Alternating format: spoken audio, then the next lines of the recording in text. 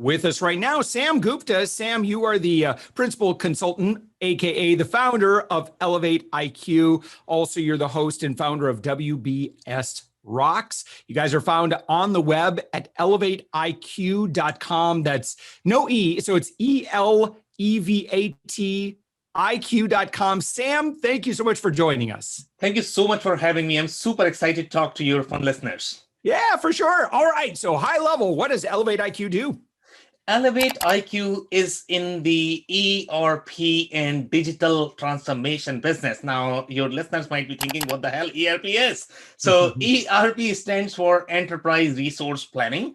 Typically, companies use, and primarily this is going to be used in the product-centric organizations. Those are going to be manufacturers, distributor, retailers, but the most of the companies are probably going to require some sort of ERP system because the output of the ERP system is going to be the financial statements. That is going to be your cash flow, balance sheet, income statement. So we are in that business. We build these larger integrated systems for companies when they outgrow the smaller systems such as QuickBooks. Yeah. All right. So historically, who have you, like, what types of companies have you worked with? So that is going to be, as I mentioned, it's going to be manufacturers, $10 million and up are probably the right fit for an ERP system. Before that, they can live with siloed systems such as it could be a CRM or it could be just the accounting. They might not be connected. They might not be integrated. They might have an e-commerce system. So it's going to be manufacturers, distributors, retailers, $10 million and up. Yeah. And so they would come to you if things are just running inefficiently, right? So the majority of the time problem is going to be because their admin cost is increasing. They are not able to grow. The systems are becoming the bottleneck. They are not able to sign the deal their customers want because their systems are not necessarily integrated with the customer systems. So there are a lot of different problems around growth and scale. And when that problem happens, they'll come to us for help.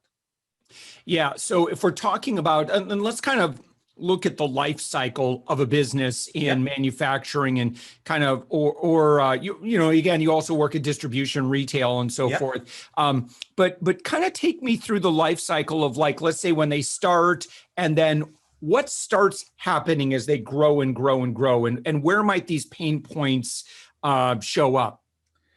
So let me make sure I understand the question, right? So are you looking for the entire sales cycle?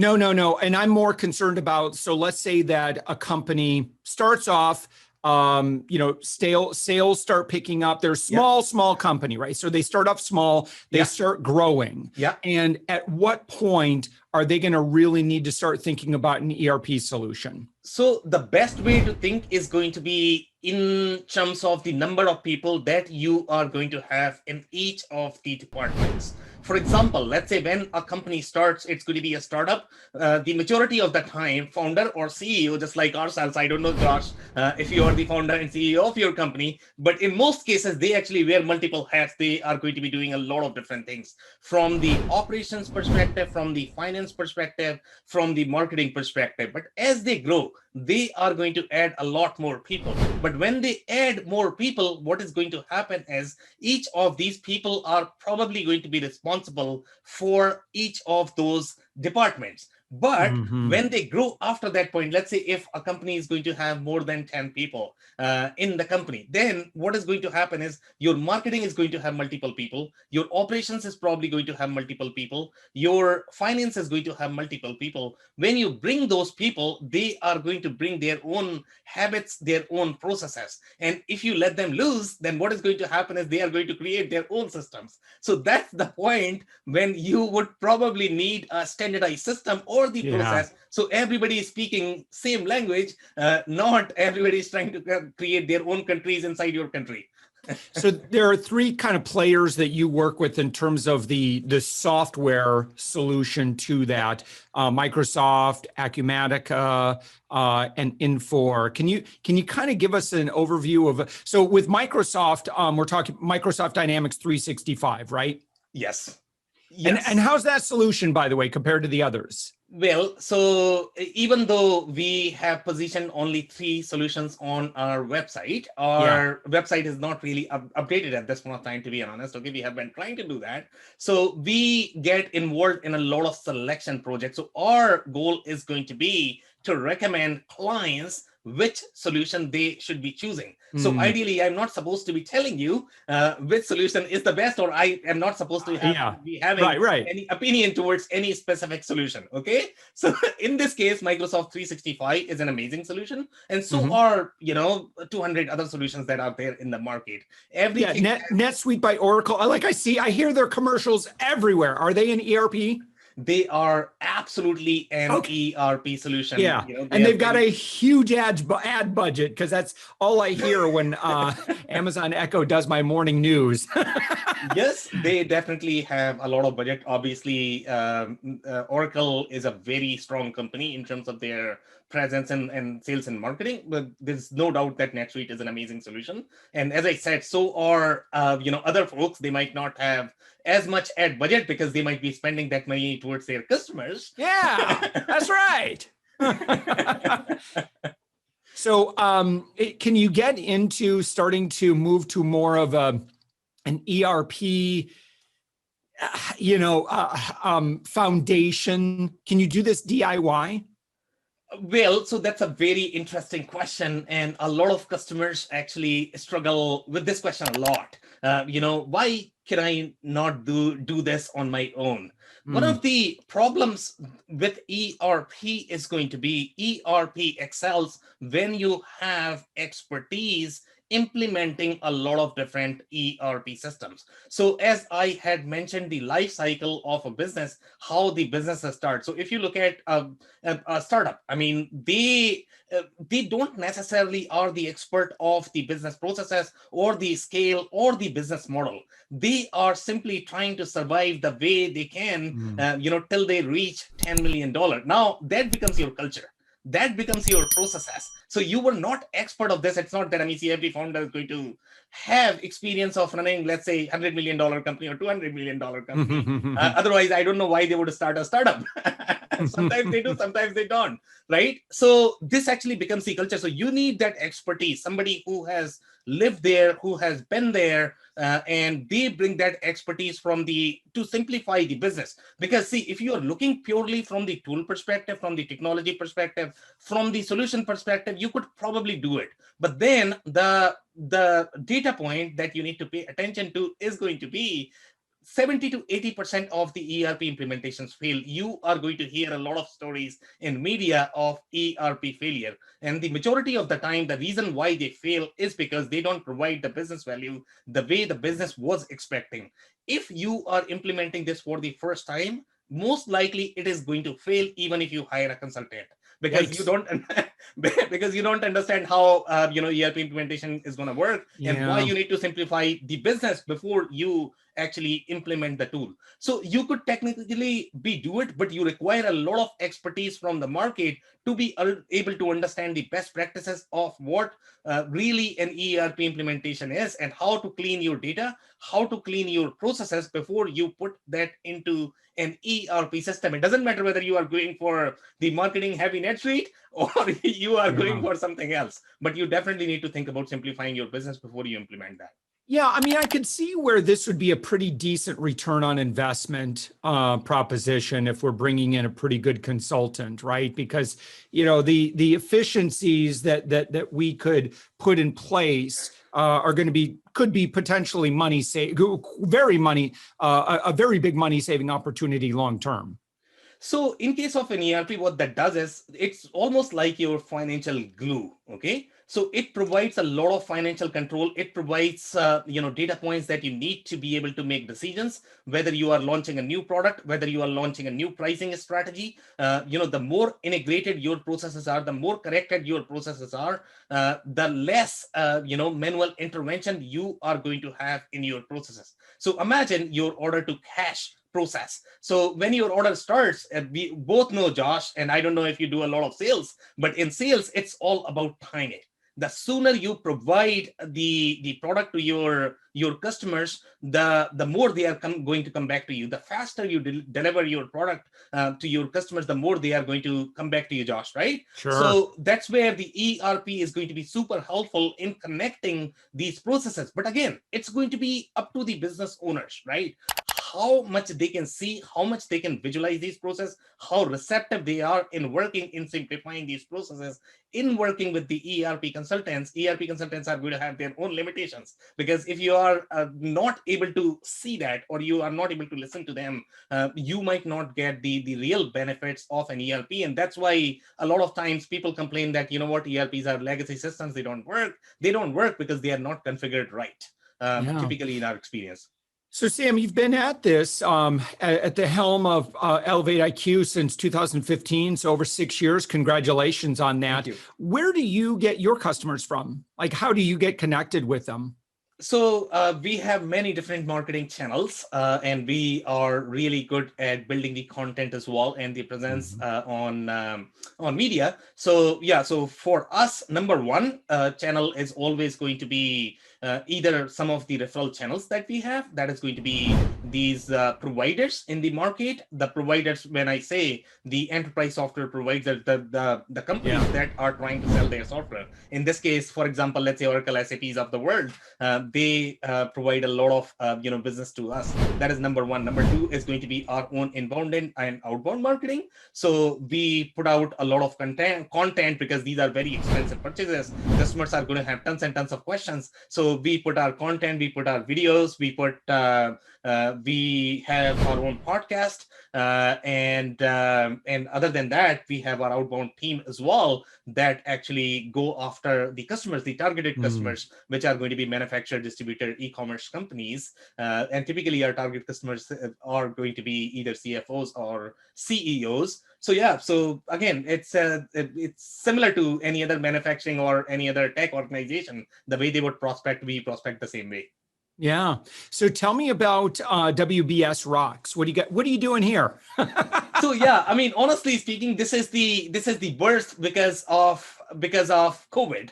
Before that, we were super busy just because of our expertise, right? Customers would come to us just because we knew what we were doing, and because of that, we never had to worry about finding the business. But as soon as COVID hit, as you know, in companies, what happens? They put a full stop on the most expensive purchases, and number one of that is always going to be things like ERP systems, because obviously they are very risky, they are very expensive. So obviously our market started drying. We didn't have much of the traction from the market, from the customers. Our lead flow has started drying as well. The pipeline was very lean. The existing contracts started getting canceled. We had tons and tons of time in the world, right? And we wanted to figure out, okay, what can we do now to create this next funnel or the next generation of pipeline where we don't have to couple ourselves to things like pandemic. And that's where we started WBS Rocks. So obviously, for us, it's more of the community. For us, it's more of the lead generation play. So we started with our, podcast. That is number one.